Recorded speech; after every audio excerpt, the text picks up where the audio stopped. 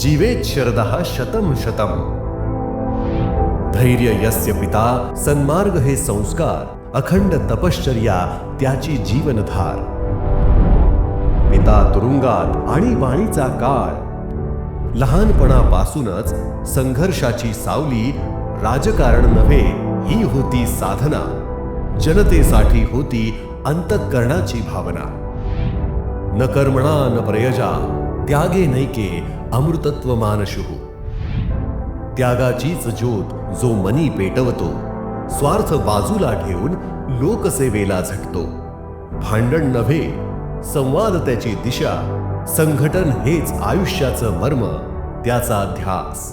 मोठ्या पदांवरही नम्रतेचा तो दीप, अभ्यास विचार आणि कृतीचे समीप।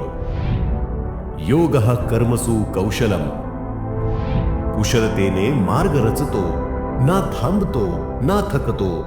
धोरण असो वा धैर्य, नेहमी पुढेच चालतो। धर्म जात वर्ग या भिंती पुसून टाकल्या, सर्व